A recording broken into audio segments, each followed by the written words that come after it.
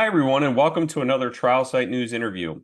I'm your host, Brandon, and today we'll be talking to Wayne Rohde, author of the book, The Vaccine Court, The Dark Truth of America's Vaccine Injury Compensation Program. He also writes on Substack titled The Vaccine Court. Mr. Rohde is also a member of the vaccine injury group called React 19. The topic of today's discussion is the recent release of the National Academy of Sciences, Engineering, and Medicine COVID-19 Vaccine Adverse Event Report. Mr. Rohde, thank you so much for joining us today. Well, thank you very much. I appreciate this opportunity to talk with you and your listeners. So I want to start with some background on this report. Can you tell us what NASEM is and who requested this report? Yes. Well, NASEM is kind of a revised version of the Institute of Medicine. A lot of people might remember them as IOM, which is for many, many years, several decades, have been consulting and recommending to the Secretary of HHS on all matters of medical concern. A few years ago, that changed and they created a larger spectrum, if you will, National Academies of Science, Engineering, and Mathematics. And what they do is that it's a committee structure of going out and looking at published literature of any topic that they're charged with. In this case here with COVID, the Secretary of HHS is required to develop a specific vaccine injury table regarding COVID vaccines. Currently, he's adopted back in 2021 the smallpox vaccine injury table that was established back in 2003. But that's what they're using to adjudicate or create decisions on petitions in the countermeasures injury compensation program. The secretary back in at the end of 2022 charged NASEM, or National Academies of Science, to create a blue ribbon panel committee, is what the quote was, to develop or review all known literature at the time, science literature, for any studies regarding injuries from the COVID-19 vaccines, all the vaccines that were licensed at the time in the United States. And then also there was another charge along with that, and that was to look at shoulder injuries, because shoulder injuries have been the most common injury petition filed in what we call the MVICP, or vaccine court, namely from flu vaccines and Tdap boosters being administered incorrectly in many people and causing severe injury in the shoulder, many of them requiring surgery or other lifelong therapies, whatever. So they wanted to look at those two topics. And the original deadline was to report back in March of this year, March of 2024. That March came and we didn't hear anything of it, and there was a little bit of a delay. And then, of course, last week, mid-April, the reports came out. And they call it a comprehensive investigation, which is by far not even close to what they actually did. But that's the committee, made up of 12 to 13 pre-selected individuals to review all the literature and then provide this report back to the Secretary of HHS. And the report is only a recommendation.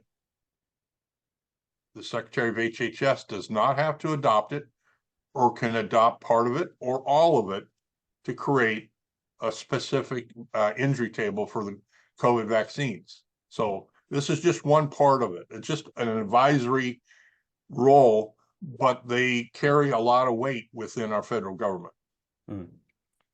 I know this report is over 300 pages, and you've been going through it in great detail. Right. Can you give us your overall opinion so far, or summary of the report? Well, for your viewers, if they can see how thick it is, this is the report. It's called Evidence Review of Adverse Events or Effects of the COVID-19 Vaccination, and then what they call intramuscular vaccine administration, which is shoulder injury or SERVA, and dated 2024. We knew that prior to that, several of us have been communicating and working and discussing. We knew that the report would not be conclusive because, one, there's so much emerging science that's come out even this year in 2024 that it clearly was not included in their review of this by this committee. So I believe it's not conclusive at all. It's very narrow-minded, very focused on just a couple things. All they had to do, if you wanted to look at all these injuries, and excuse me, but let me elaborate a little bit why I think they missed the boat here is that many of these people who have been severely injured, their injuries are very unique. They're very complex, multi-organ, and they're not static. And what I mean by that is traditionally prior to COVID, the traditional vaccines such as the MMR or even the flu shot or the DTaP would produce maybe one or two injuries, and that's what you have, like seizures or whatever, or febrile seizures, and that's what you address. Here with COVID, what we're finding out is that many people who have been injured, their medical conditions are changing constantly. Every few months, they got something else going on that's difficult for them and also their doctors to figure out how to diagnose them properly and also provide a treatment plan. Okay, so you have that with there. So they're looking at, this committee's looking at taking a slice, a screen print, if you will, of something that's happening, and then saying that's it. Whereas these people might have multiple organs. They can't find any science or literature to support what's actually happening with these people because, one, the science is not being performed. It's not being researched and studied. This takes time. Every time we bring out a new vaccine of any sort, it might be 5, 7 to 10 years before we fully understand what we call the injury profile. And that's why this report should only be taken as a recommendation to begin with. It's inconclusive for most of the injuries. A lot of these people, you could look at case studies and say, okay, why did this person go from being a triathlete and riding marathon bike races to now where she's wheelchair bound, all within 30 to 60 days? There's no study there that exists to show that's what happened. But yet we have hundreds of these people who have had that type of injury. They're not included in this report. But also there is some politics in there. The old IOM back in 2004 came out with a report called Vaccines and Autism and said vaccines don't cause autism. And it was really pretty political because they only studied a couple vaccines, not the entire gamut of, you take a child in and you might receive 5 or 6 vaccines at the same time. They didn't look at that. But one of the lead investigators, Kathleen Stratton, was there. She later went out and made the point that she believes that vaccines don't cause autism. She later retired. Now comes this new report, this committee. She unretires, comes out of retirement, and leads the research efforts here. And this is why we think this is another one of this next generation. Vaccines don't cause autism. COVID vaccines don't cause injury other than just a few little things. That's why it's very problematic when you look at this And yes, it's speculative on our point, but we're looking into why they're ignoring even some existing science. They just looked at some, not all. And you have to look at all the science, not just what you want to include in the report. So from our trial site news, the one article we've posted already, Brianne Dressen, the co-founder of React 19, stated, quote, "We petitioned during the public comment slots," unquote, "but crickets were the response." So React 19 provided many testimonials, but that didn't seem to have any impact on this committee. Right. Well, the announcement came at the end of November of 2022. And the announcement was made in what we call the Secretary of HHS has an advisory council. It's the Advisory Council of Childhood Vaccines, commonly known as ACCV. I've been watching that committee since 2010, when I first started doing research in my first book. And they meet quarterly in Bethesda, Maryland at the HRSA headquarters, HRSA. And it was announced there in November of 2022, first part of December, that there were going to be a committee formed with the charge of developing this report due out in March. I quickly contacted several high-profile scientists and researchers that have looked at, myocarditis and cardiac events. We've looked at clotting. And we've looked at several neurological injury type issues and asked them to submit applications and resumes and CVs to this committee. And this was all done within just a couple of days of the announcement. It came back that the committee was already formed during that. So I said, okay, this has already been predetermined. Okay. We've been then going after asking, okay, this is a committee, and the way this FOIA works, you can't FOIA this committee. It is a subcommittee, whatever. So you got to look at trying to figure out public documents. Who's on the committee? Well, that came out a few months later. Then our concerns were, are they communicating with outside sources? Which they can. We want to know who are they communicating with. Those efforts have gone as far as crickets. Then we started asking organizations to submit comments and suggestions, and that's where Bree Dressen and React 19 just jumped right up and started submitting petitions for acknowledgement of injuries and to look at suggestions.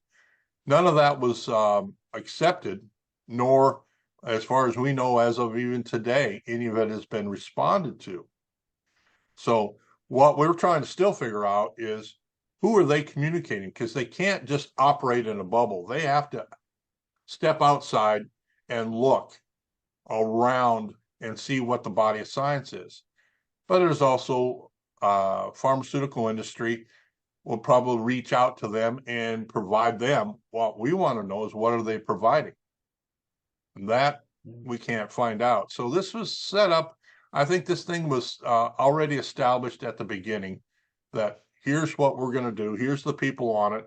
And here's the conclusions for most of it were already predetermined. So this report does accept the following conditions that link to the COVID-19 vaccines. Some conditions including myocarditis, pericarditis, shoulder injury, Guillain-Barré syndrome, and thrombosis. Does this provide any recourse for those injured with these conditions? In the current program, it doesn't. And here's why.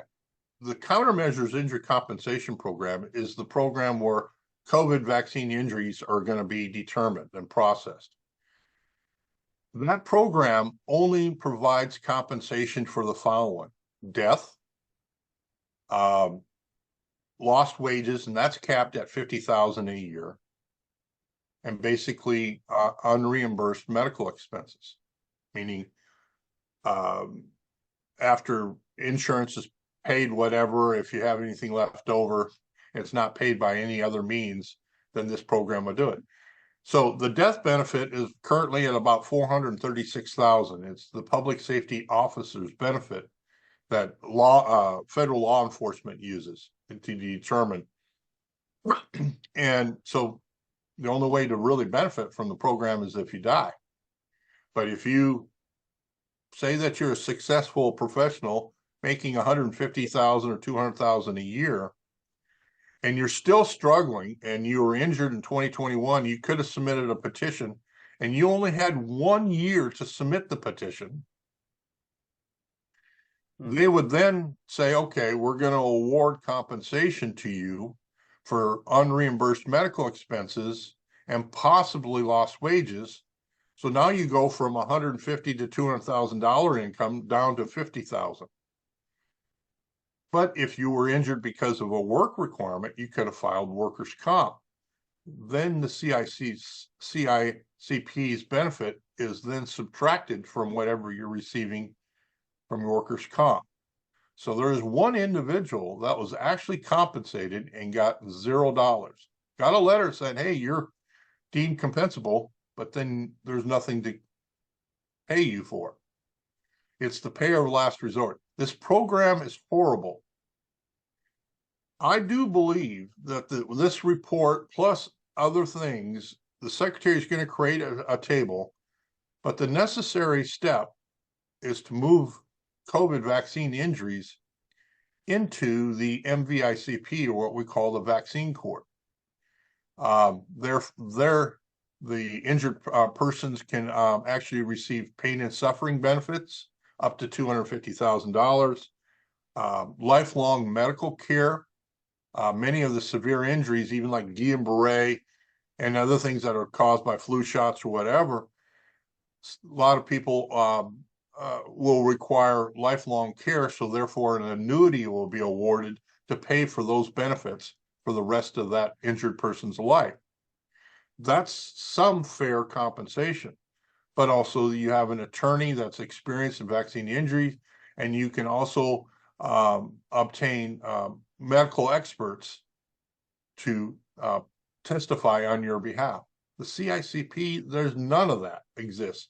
This is, I've been quoted several times for the last maybe 8-9 years. CICP has never been designed and was not designed to provide compensation for a nationwide long-term epidemic or pandemic outbreak. It was designed for short-term regional issues, and that's where it was, but not, we've put COVID into the CICP, and we've only awarded 12 people, but all they've received is unreimbursed medical expenses. You know, $39,000 or something like that in total of 12 people. It's pathetic. But that's how our government, continues to throw everybody under the bus who thought they were doing the right thing. So that leads into my next question. I think you just answered it. So you have kept a close watch on compensation for victims via the Health Resources and Services Administration compensation program.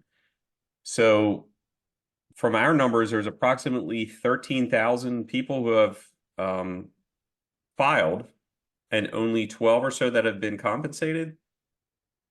The exact number is 13,116 as of the April 1 data report issued by HRSA.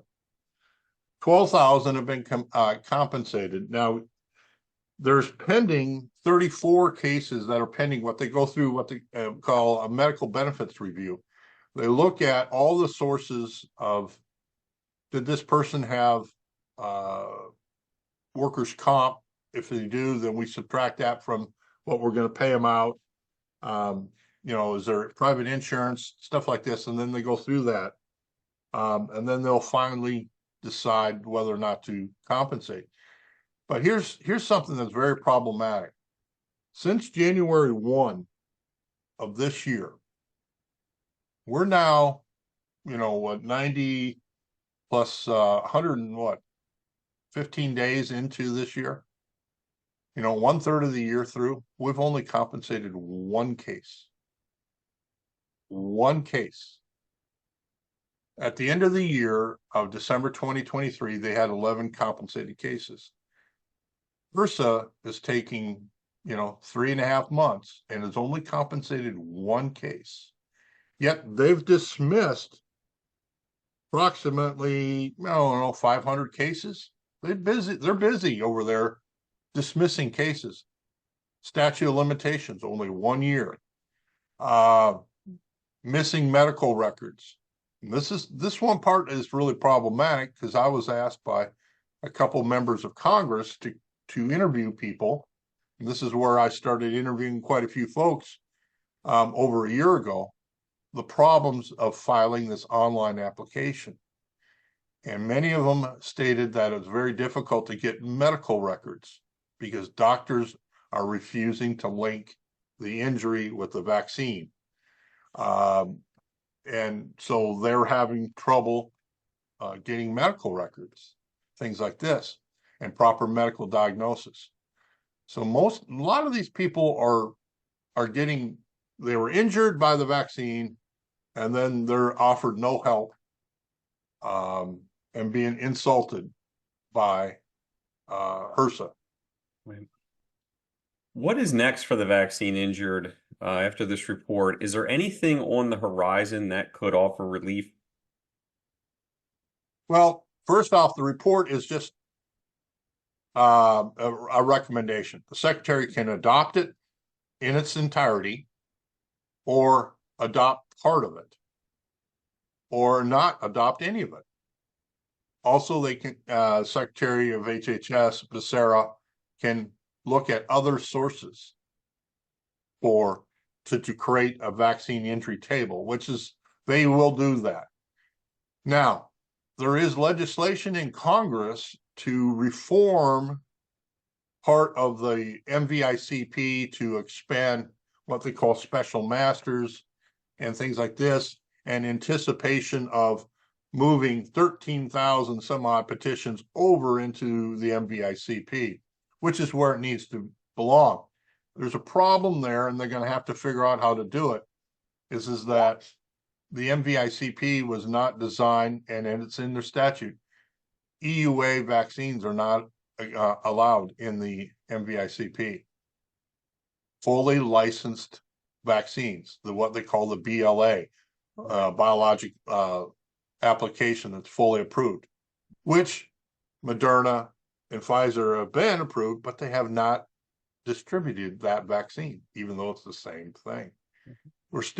People are still getting the EUA version. So that has to be addressed. You move that over, then you have to create a tax or levy per vaccine. Currently, the flu vaccine has like 75 cents. Will then be funneled back to Uncle Sam, to the U.S. Treasury, and then goes into the Vaccine Injury Trust Fund for every flu vaccine that's administered, not distributed, but administered. MMR is 3 antigens, so it's $2.25. And that goes into the trust fund to pay out compensation awards. My estimates is that, and the other problem we have here is that this vaccine there's a dramatic decline in the number of people taking it. But if they move it into the MVICP, you're going to see a dramatic increase in the number of people seeking awards, because I still believe that a lot of people don't know they're injured, will become more chronically ill, and they're going to seek compensation. The process requires Secretary of HHS to then move into the COVID vaccines into the program. Congress is going to have to set up a tax. I think it's going to be anywhere from $5 to $7 per vaccine, because these injuries, which are, which are not to children, most of them are to adults, and they're severe. For the first time in the history of the United States in regards to a complete vaccination program, most of the injuries now are to adults. And they are very severe, and they're gonna be costly to provide compensation and also for lifelong medical care for most of them. So that's the process. Whether or not that happens, we'll see. We have a ticking clock here, and that is that the PrEP Act PrEP Act for COVID virus expires at the end of this year, December of 2024. Now, Secretary is going to have to either move the new vaccine into the MVICP or extend the PrEP Act. I don't think they're going to extend it. They could, but I think it's time because it's not there. So sooner something's going to happen here towards the end of the year, and we're all kind of watching what will happen. Okay. It's obvious you've done a ton of research on this in vaccine injury with your book and your Substack. So to just take a step back for a minute as we wrap up, how did you get involved in advocacy for the vaccine injured? Okay. It's a long story. I'm going to cut it short. I have twin boys. They're now 26 years of age. Born back in 1997 in October of 97. At the age of 13 months is when the first vaccines were administered to them, and it was the MMR. One boy, Austin, just cried for a few minutes, and that was it. Nicholas got the MMR at 13 months, and that's where we had the severe reaction. Arching of the back, crying, constipation, diarrhea, vomiting, high temp, spikes high temp for several weeks. Pediatric offices just said, "Oh, this is just watch him, make sure he gets plenty of fluids, Tylenol and Motrin at the time to help with his temp." We now know that Tylenol is the worst damn thing you can give to a kid. One of them. And it wasn't until a few months later that we noticed things changed with Nicholas. His desire to play with his brother decreased. And then over a course of a couple years, he lost his language, ability to speak. And that's where he is today. He's nonverbal. He's not potty trained. So he lives in adult diapers. And we have a full-time care provider during the week that helps take care of him, feed his meals, and then we take over in the evenings and on the weekends. So he's totally dependent on us. That was vaccine injury. I didn't understand it. My wife was the first to kind of figure this thing out. And by the time we figured out that it was a vaccine injury, we collected all of our medical records and contacted an attorney. Attorney happened to be Cliff Shoemaker, and this is back in 2004. Excuse me. And Cliff Shoemaker was the attorney for Hannah Poling in 2007. But Cliff looked at it. We had 3 banker's boxes full of medical records. Says, you guys have a great case for encephalopathy, a brain injury, anaphylactic allergic reaction, and causing a brain injury. You have one problem, and we can't do anything about it. You're time barred. It was too late to file because in the MVICP, you only have 3 years from the first symptoms to file. We were already past that. Right. So we couldn't do anything about it. Well, I've still dug into more and more about vaccine injury, and I was concentrating on getting insurance to pay for treatments for Nicholas. That became the autism insurance problems during the mid-2000s that many thousands of parents faced around the country, and right. Just a few states started adopting insurance coverage. It wasn't until 2010 when we made the move from Oklahoma to Minnesota that I reached out to some friends of mine who were actually writing the unanswered questions paper. Mary Holland, now general counsel, president and counsel of Children's Health Defense, Robert Krakow, Lou Conte, and Lisa Cullen. And I reached out to Bob Krakow, Robert Krakow, and Lou Conte, and we were talking about, people need to know what these parents are going through. And Lou said, yes, you need to start writing about this a little bit. So I started writing a couple articles and publishing. And it wasn't until the spring of 2021 that the unanswered questions paper was going to be published in May. And Robert Krakow says, you need to put it into overdrive and start writing about the parents' journeys through the NVICP. So that's what I did. I started doing that, writing. I interviewed over 285 families, extensive interviews. What was their experiences dealing with the attorney, dealing with the special master, dealing with the DOJ attorney, the roller coaster of emotions, dealing with your medical provider, and whether or not why most of them refuse to help you connect the dots or even file a VAERS report, or told, if I help you file a VAERS report, I can get fired, that type of thing. And that happened on 283 of the families of the 285 that I called. There's only 2 that actually nurses that stepped out and helped. So you had that problem. I put it all together and started writing some more things, and Skyhorse Publishing out of New York City reached out to me at the beginning of 2013, said, hey, we'd like to publish your work. So I put it together in a book, went through never written a book before. I was not a good student, and even in college, I was economics. So I was not a literature student, English, none of that. Had to deal with editors and proofwriters and all this other stuff. Right. We finally got it together in November of 2014 and published the first book, The Vaccine Court, and it was in hard copy. So I put it together and then started promoting the book after that. I was working on the countermeasures program because that interested me during my research. Started looking into it, and I couldn't find much information, and sure enough, there was nothing. And kept digging into it, and then Skyhorse came knocking again right at the beginning of the COVID outbreak. Can you revise the book? I said, sure. What would you like? He says, well, there's got to be some new updates. So I revised all the data.